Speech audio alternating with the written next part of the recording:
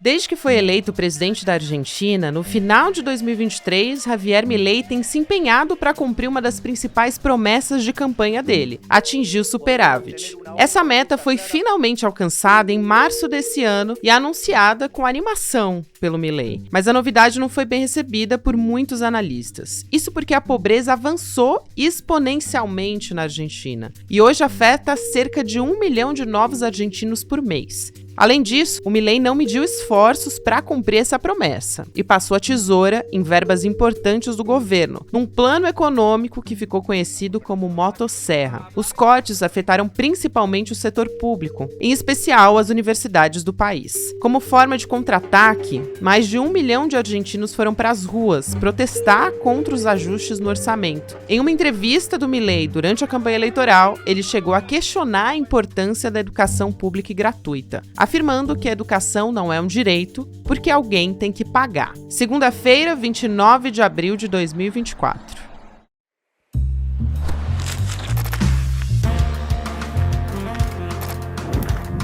Olá, seja muito bem-vindo, seja muito bem-vinda. Eu sou a Gabriela Varela, esse é o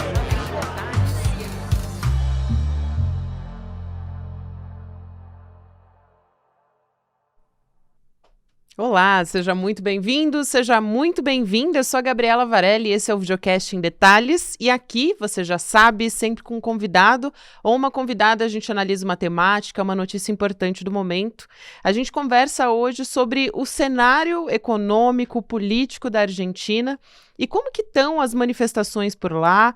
1 milhão, pelo menos, de estudantes estiveram nas ruas, pessoas manifestando contra os cortes nas universidades públicas. A gente vai entender tudo isso com o Rodrigo Viana, que é jornalista, apresentador aqui no ICL Notícias e também doutor em História, com foco em História Política da América Latina pela USP. Rodrigo, prazer falar contigo aqui também. É isso, um prazer. Gabi, a gente divide o noticiário, né, de segunda a sexta à noite e agora conversar um pouco sobre a Argentina. Isso. Manifestações gigantes nas ruas. Vamos lá, então, meu companheiro de bancada do ICL Notícias segunda edição.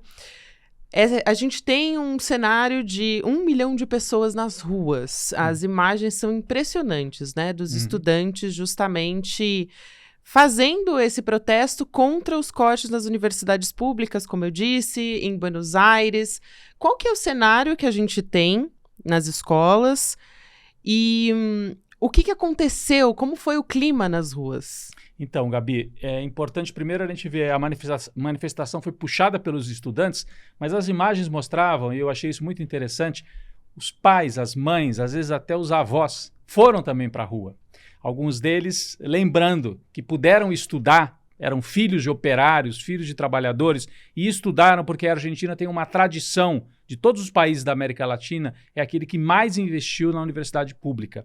E isso tem uma história de 100 anos na Argentina. Em 1918 aconteceu a chamada Reforma Universitária de Córdoba, na cidade de Córdoba, e estabeleceu a ideia de uma universidade pública, laica, ou seja, sem a participação da igreja, e para todos. Então, mexer com o orçamento das universidades e inviabilizar as universidades, como o Javier Milei está fazendo, é mexer com uma tradição argentina. E aí levou milhares de pessoas às ruas em Buenos Aires e também em Córdoba, que é uma cidade importante, onde começou essa reforma universitária, como ela é chamada, e é muito lembrada pelas famílias argentinas. Então, mobilizou demais. Para alguns, foi a maior manifestação de rua desde o fim da ditadura. Talvez um pouco de exagero, houve outros momentos importantes em que muita gente saiu às ruas na Argentina. Mas as imagens, quer dizer, não cabia gente na Praça de Maio, foi transbordando por aquelas ruas laterais, a gente tem imagens de cima assim, é muito forte. E aí teve manifestação em Córdoba, em outras cidades, Santiago del Estero, eu vi também uma manifestação grande, outras cidades em volta de Buenos Aires, La Plata tem uma tradição universitária também fortíssima e fica ali próxima de Buenos Aires, colocando em xeque esse ajuste do Javier Milei. Os estudantes puxam, mas acabou virando uma pauta da sociedade argentina que pode estar criando já muita dificuldade para ele. E a gente vê um cenário de cortes, assim, que tem que fazer racionamento de luz, elevador que não funciona, enfim, cortes em bibliotecas públicas. O cenário é bastante avassalador, né? Talvez, não sei se seria, Rodrigo, eu também queria ouvir sua avaliação sobre isso, mas será que as universidades públicas na Argentina, elas estão, como você disse, é bastante emblemático para eles? É para gente como se fosse o SUS? Dá para dizer um sistema universal de saúde? Eu acho que dá, e até com mais tradição, porque o SUS é da Constituição de 88 para cá. A universidade pública na Argentina vem, como eu falei, da primeira metade do século XX. Né? É anterior ao peronismo. Né? Vem de antes do peronismo. Essa ideia de que todos têm direito a frequentar uma universidade se conseguirem, se estudarem e tal. Mas então mexe com algo que é muito forte, né? Que é algo assim simbólico também para os argentinos. Né? O Javier Milei promoveu cortes que inviabilizam o funcionamento nesse nível que você está dizendo. Não tem luz, não tem água, mas também estava se falando na Argentina, eu conversei com pessoas de lá, em extinguir o CONICET. CONICET o que é? É uma espécie de CNPq da Argentina, é o fomento à pesquisa, CONICET. Aqui no Brasil nós temos CNPq, em São Paulo existe a FAPESP, que financia pesquisa, paga bolsas, e não é só o salário, paga também a estrutura de um laboratório, a viagem de um pesquisador. Ele estava falando em acabar com o CONICET e bloquear de tal maneira o orçamento das universidades que elas tenham que fechar. E é um projeto da extrema-direita. Você veja que onde a extrema-direita se instala, ela ataca a educação. A educação é um calcanhar de Aquiles para eles. Né? Aqui no Brasil foi assim, a cultura e a educação. Só que o Bolsonaro não chegou tão longe, não avançou de maneira tão radical como o Javier Milei está fazendo na Argentina. O Orbán, lá na Hungria, desmontou uma universidade, né? Mandou embora a Universidade de Budapeste, que era uma das principais universidades do país, com uma desculpa de que ela era financiada por estrangeiros, etc., o globalismo. Mas é o ataque à ideia de universidade, à ideia de educação. A extrema-direita, assim como a esquerda tem dificuldade com as igrejas, como que você lida com as igrejas? A extrema-direita tem dificuldade em lidar com a educação, porque a educação coloca dúvidas, levanta dúvidas, faz perguntas. Perguntas desagradáveis, e para alguns, né? E também coloca em xeque algumas certezas, né? Então, aquela ideia, Deus, pátria, família. Peraí, o que é? Qual Deus, qual pátria, qual família? Né? A educação faz isso, levanta perguntas, né? E perguntas são sempre desagradáveis para quem quer impor regimes autoritários. Né? Por isso, Paulo Freire é esse símbolo também da extrema-direita no Brasil, de ataque à extrema-direita no Brasil. Agora, a gente tem acompanhado, desde que o Javier Milei assumiu, a gente tem acompanhado essa movimentação no sentido de enfrentamento ao posto dele, né? Teve panelaço durante o pronunciamento. A gente tá vendo agora também na Feira do Livro, a gente estava conversando antes de começar até o episódio, na Feira do Livro lá em Buenos Aires também, o Milei virou praticamente uma persona não grata. A turma da cultura, das editoras, do livro, não quer a presença dele, porque ele é contra a cultura, contra a ideia de reflexão, né? Pela figura dele, pelo que ele representa, né? E também a gente teve em janeiro de 2024 uma paralisação sindical, que não foi tão grande em comparação com o que a gente está vendo agora, mas já demonstrava ali o começo dessas manifestações. E logo que o Javier Milei assumiu, ele tentou justamente colocar um protocolo de segurança para impedir as pessoas de ficarem paralisando o trânsito, os piquetes, que são muito tradicionais também em Buenos Aires. Queria que você contasse um pouco desse cenário e também a sua avaliação política, né, do quanto isso enfraquece o Milei politicamente, porque a gente está vendo um avanço de fato, cada vez mais as pessoas indo para a rua, e a gente sabe que nesses regimes o que mais deixa um receio, vamos dizer assim, a quem está no poder é justamente o povo na rua, né, Rodrigo? Exato, o Milei ganhou com uma margem razoável, mas não esmagou a oposição continua existindo. Tem uma oposição organizada, tradicional, que vem do peronismo. Aí você tem um peronismo mais conservador, porque as pessoas, não sei se todo mundo sabe, mas o peronismo tem desde um peronismo católico, conservador, mas a favor do sindicato e das leis sindicais, até um peronismo de esquerda, um peronismo revolucionário, como existiu nos anos 70, até guerrilha peronista. O Perón era um militar de origem, mas ele teve um papel tão preponderante na sociedade argentina que tinha peronismo para todos os gostos. A Cristina Kirchner e o Néstor Kirchner são desse peronismo mais à esquerda, um peronismo reformista, um peronismo que enfrenta, inclusive, algumas questões do capitalismo e tal. A primeira marcha em janeiro, ela foi organizada pelos sindicatos, por esses setores mais tradicionais organizados do peronismo. Essa marcha agora dos estudantes das universidades, e como eu falei, não só dos estudantes, de professor, de funcionário e das famílias, em torno da universidade, ela eu já diria que foi uma marcha mais da sociedade do que somente da oposição. Então, transbordou. É um sinal amarelo bolha, realmente. Talvez. Então não dá para dizer, os peronistas, a oposição que perdeu está querendo fazer barulho. O Milei tentou vender essa ideia. Ele falou, é o choro da esquerda.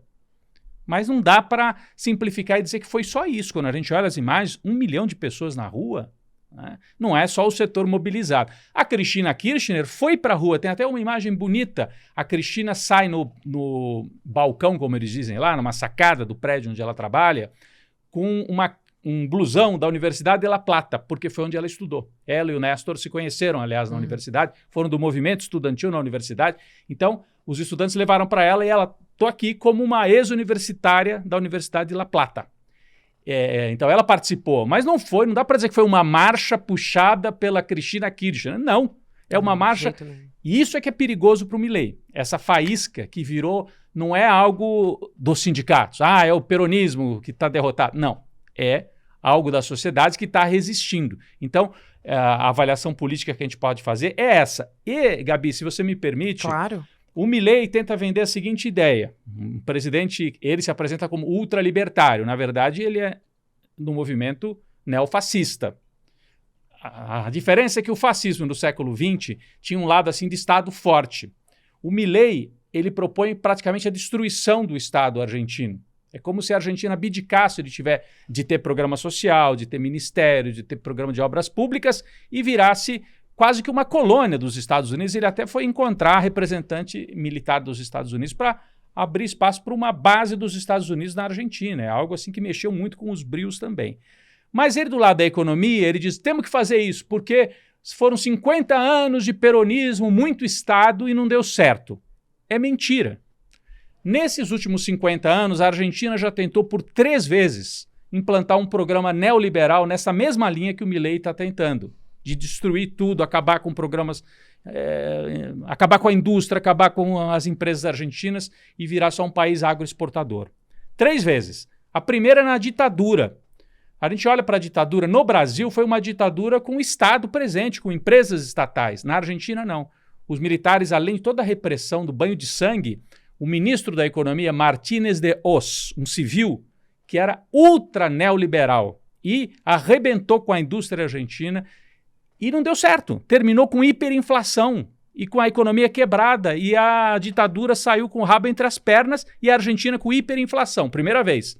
Segunda tentativa, com o Menem, presidente, e depois com o De la Rúa, foram 2 presidentes. O De la Rúa deu tão errado que ele teve que fugir de helicóptero, a gente tem as imagens, teve que fugir da Casa Rosada de helicóptero, que o povo queria matar o De la Rúa. É histórica essa imagem. É histórico, porque ele apreendeu o dinheiro, o corralito que eles chamavam, prendeu o dinheiro de todo mundo no banco.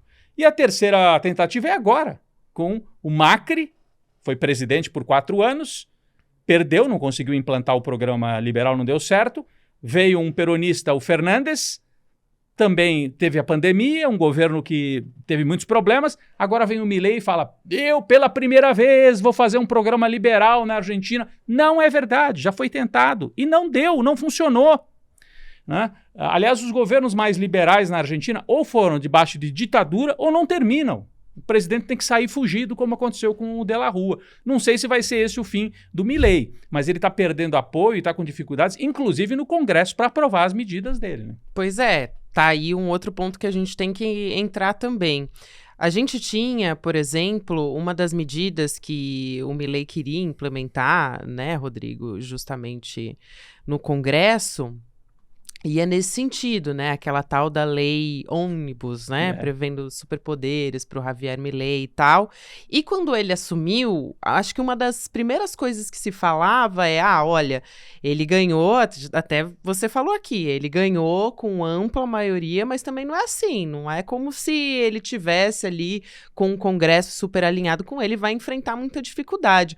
Como é que o Congresso está olhando para essa história? Já que você puxou esse gancho, eu queria aproveitar para te perguntar como é que tem sido essa parte legislativa ali na Argentina. Primeiro, os peronistas têm uma base forte no Congresso, de 30% a 40%, que é a oposição mesmo.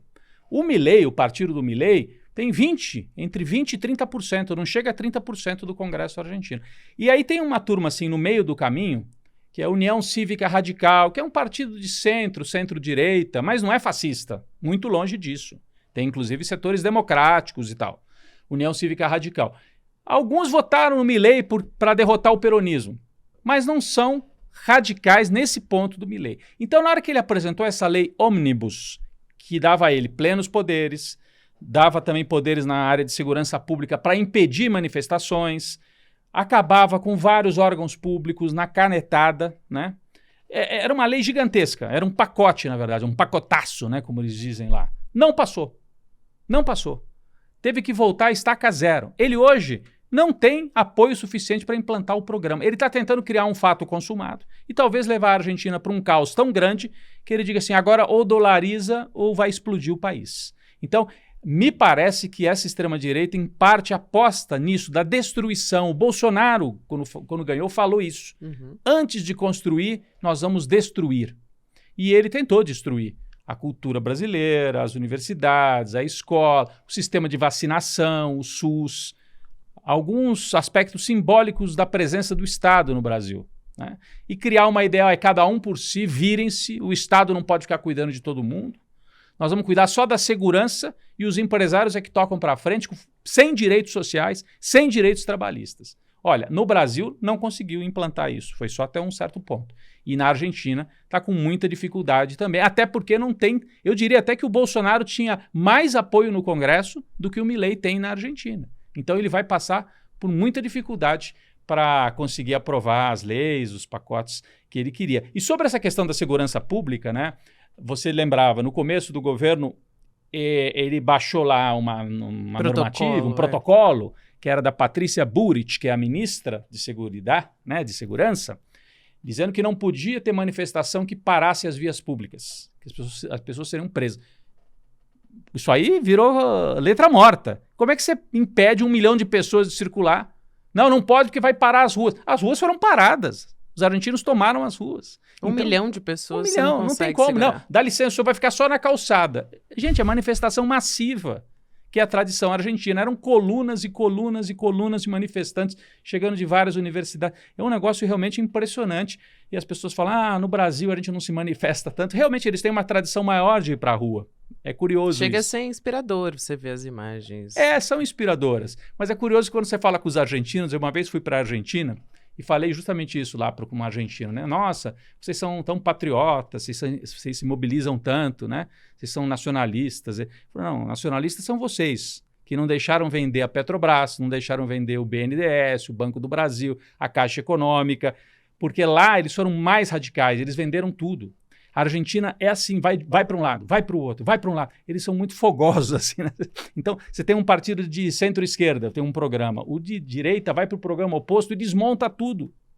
Aqui no Brasil, a gente repara... Como o Milei, né? Igual. Com os ministérios, Afuera, Cultura, Jogou fora, acabou. Ministério da Educação, e ficava tirando todos, assim. Tinha aquela imagem. Aqui no Brasil, mesmo o Fernando Henrique, que foi privatizante, mas ele não vendeu a Petrobras, não vendeu o Banco do Brasil, não vendeu o BNDES nem a Caixa Econômica. Isso foi preservado. E outras. E Bolsonaro disse que ia fazer e também não fez. Vendeu um pedaço da Petrobras, da BR Distribuidora. Então, aqui no Brasil, eu acho que tem uma diferença, né? A gente vai menos para a rua, mas tem talvez mais controles. O Estado tem mais consensos do que na Argentina. É bom ou é ruim? Eu não sei, a Argentina com tanta mobilização vive numa crise já há muitas décadas também, né? É muito interessante esse ponto que você traz e eu queria aproveitar para entrar em como o mundo, né, tenta vender essa imagem de que está dando certo, inclusive a imprensa, né, muitas vezes, que é absolutamente uma mentira. Por exemplo, a gente teve o FMI dizendo que considerava impressionante como o progresso na economia argentina estava funcionando com o governo Milei, enfim. A gente teve agora a notícia de um superávit na Argentina, mas eu acho que muitas vezes a gente não se apega ali, ou melhor, a gente se apega à questão técnica, né, a palavra técnica, mas não no que isso significa. Porque para ter o superávit, a gente teve uma série de cortes ali no Estado, e por outro lado, além de fechar a torneira, as pessoas não conseguem consumir nada, e uma inflação gigantesca também na Argentina, né? Eu queria que você falasse um pouco sobre isso, esse cenário de corte de gastos. Não, cortou, por exemplo, o programa de alimentação, restaurantes populares, que também a gente tem no Brasil, tem na Argentina. O Milei cortou, fechou. Então as pessoas que já têm dificuldade, que não têm renda, estavam acostumadas a ir em restaurantes públicos para se alimentar, foram fechados. Não estamos falando só da universidade. A universidade é para o filho do rico da classe média. Primeiro que não é. Na Argentina, a gente tem um processo já mais antigo em que o filho do trabalhador também vai para a universidade. Aqui no Brasil, há pouco tempo que isso começou. A gente começou a ver as universidades um pouco mais popularizadas. Na Argentina, isso já tem décadas. Mas não é só na universidade. Cortou alimentação, cortes que provocam a paralisia da economia. E aí você dizia, o nosso colega André Campedelli, dizendo, olha, é que nem você dizer, eu controlei os gastos da minha casa. Eu não pago a conta de luz, eu não vou à feira nem ao supermercado, eu não pago a água. Então está tudo controlado. Só que você está morrendo de fome sem chuveiro elétrico e sem tomar água. Então, qual é a vantagem? Alguma coisa está errada. E o outro ponto é que país não é orçamento familiar. Isso é uma mentira que os neoliberais ficam o tempo todo. Não, é porque é que nem a dona de casa, não pode gastar mais do que arrecada. Todos os países desenvolvidos têm déficit, né? Tem déficit público, enfim, trabalham com algum nível de endividamento para financiar o futuro. É claro que você tem que ter controles. A Argentina, em algum momento, acho que exagerou nisso e perdeu o controle, gerou inflação, e aí é péssimo. Agora, apesar disso, o Milei se a gente sair um pouco da economia e pensar na política, o Milei é um dos símbolos da extrema-direita vitoriosa no mundo. Ia entrar nessa também, para te perguntar a diferença com o cenário histórico que você trouxe também. O Milei, quer dizer, você vê que o Elon Musk recebeu o Milei lá nos Estados Unidos, enquanto estava brigando com o governo que ele chama um governo de esquerda, comunista no Brasil. Não é comunista, né? Mas, enfim, e ele estava brigando com o Lula e ele quer mostrar, olha, o Milei é o que eu acredito. É um governo que não tem controles estatais, então ultraliberal, etc. Ele é um símbolo de uma extrema-direita vitoriosa nas urnas. Mas uma extrema-direita que, em geral, quando chega ao poder, não consegue entregar nada, e aí perde. E aí ou não termina mandato, ou vai perder na eleição seguinte.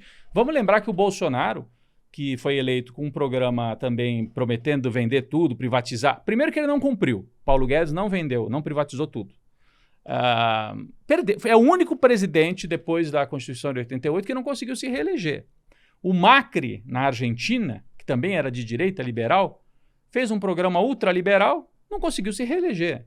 Então, tem dificuldade. Essa extrema-direita está forte, a gente se assusta, até porque a própria figura do Milei, né, as barbaridades que ele defende, assim, uma coisa distópica parece, se vendendo como um super-herói, antipolítica e despolitizante, assusta.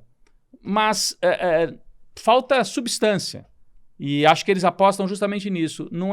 Acho que ele nem quer ter substância, a ideia é destruir. Destruiu o Estado Nacional. Assim como fez o Bolsonaro. O Bolsonaro destruiu até certo ponto, Você vê que o Estado de São Paulo, por exemplo, fez um papel de resistência na questão das vacinas e produziu vacina. E aí, ou comprou, né, dos chineses, depois produziu aqui, e com isso fez um contraponto e obrigou o Bolsonaro a se mexer. Então, o Estado brasileiro tinha condições e tinha institutos e níveis de consenso que deram capacidade de resistir a esse programa de destruição completa. Agora, eu fico imaginando, se o Milei colocar em prática o que ele quer, é destruição nacional. É transformar a Argentina quase que numa colônia. Uma colônia dos Estados Unidos, que também está em crise. Então, qual que é o programa? É cada um por si? É voltar à era das fazendas, das estâncias? Voltar a produzir carne e só isso, não dá. Uma sociedade urbana, a Argentina é uma sociedade sofisticada, urbana, Buenos Aires, Córdoba, Mendoza e várias outras cidades grandes. Não cabe mais isso. Então, qual que é o programa? Destruir e depois? Eu acho que eles vendem uma ilusão e depois não conseguem entregar. Rodrigo, para a gente fechar, porque o nosso tempo acabou, mas eu não posso deixar de perguntar se você acha que o Milei vai se sustentar no cargo e por quanto tempo você acha? No começo muita gente dizia, não vai durar 3 meses. Ele vai durar um pouco, porque ele tem um acerto político, ele tem um fiador que é o Macri. Quem coordena a parte política e faz os acordos políticos é o Macri, que é o ex-presidente, que foi inclusive presidente do Boca Juniors, né? Sujeito ligado ao futebol, mas foi presidente da República, tem força política, tem partido político. E o Macri também é liberal. Não é tão enlouquecido como o Milei. Né? Eu não gosto de usar a palavra enlouquecido, porque não é isso é um método, mas não é tão extremista como o Milei, mas fez uma parceria, estão juntos. Né? Então, o Macri dá uma certa sustentação para ele, por isso que eu não acreditava, não vai durar 3 meses, vai. Agora, essas manifestações das universidades, se isso se prolongar na Argentina, vai começar a reduzir apoio e ele não vai conseguir trazer resultado, Gabi. Serão pelo menos 2 anos de crise de caos completo. A Argentina não sobrevive a isso por 2 anos. Então, acho que que ele tem capacidade de durar aí 1 ano, 2 anos. Depois, ou ele recua em parte das medidas, ou não termina o mandato. Eu acho. Então, eu acho que é um governo que pode, aí no meio do mandato, se inviabilizar, a não ser que o Macri chegue e fale, vamos adaptar um pouco o programa aqui, tirar o pé do acelerador para que a gente consiga ir até o final. Então, essas são as 2 possibilidades. Se ele insistir no programa dele, eu acho que ele não tem condição de durar o mandato inteiro. Muito bem, Rodrigo Viana, que é meu colega aqui do ICL Notícias. Que prazer te receber aqui. Hoje a gente vai estar juntos no ICL Notícias segunda edição e também aqui no Em Detalhes. É isso, Gabi. O prazer foi meu conversar com você e com todas e todos que acompanham o Em Detalhes. E vamos continuar acompanhando, né? Porque essa história vai crescer muito ainda pelo jeito. Isso Até a próxima. Até a próxima. Quero lembrar você que a gente vai ter também o Despertar Empreendedor, que vai ser um dos maiores eventos do empreendedorismo aqui no país. Vai ser num espaço gigantesco aqui no Vibra São Paulo, que é uma casa de shows, entre os dias 14, 15 e 16 de junho. Então você não pode perder. Lembrando que agora a gente vai ter mudança de lote. Então o valor do preço para participar do evento vai mudar nessa terça-feira. Então vale a pena você garantir o seu ingresso para participar e ver diversas personalidades. Ministro da Fazenda, Fernando Haddad, vai estar lá, Joana Maranhão, enfim, a gente também vai estar nesse evento. Então, não perde essa oportunidade, porque vai virar o lote e aí o preço vai mudar. Fica a dica para você, então. Obrigada a você que me acompanhou até aqui.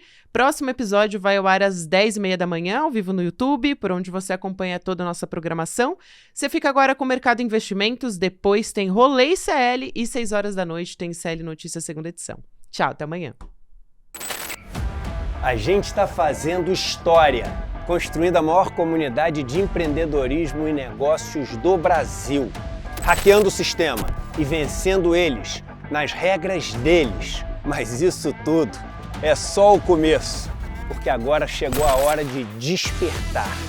A hora de construir um empreendedorismo onde os negócios prosperam e as pessoas têm dignidade. Esse momento histórico vai acontecer aqui, na Vibra São Paulo, a maior casa de espetáculos do Brasil, nos dias 14, 15 e 16 de junho. Anotem na agenda e se preparem. Mais de 4.000 pessoas juntas, participando do evento de empreendedorismo mais incrível já realizado no Brasil. Aqui, a gente vai assistir ao melhor grupo de palestrantes já reunido no Brasil. Palestras técnicas com grandes especialistas e shows maravilhosos para sacudir a plateia e colocar essa casa abaixo. E vão ter várias dinâmicas também, para vocês poderem ampliar a rede de relacionamento de vocês e, quem sabe, fazerem vários negócios. Você não pode perder essa chance. Participe do Despertar Empreendedor, esse evento único. Vamos redefinir o conceito de empreendedorismo no Brasil.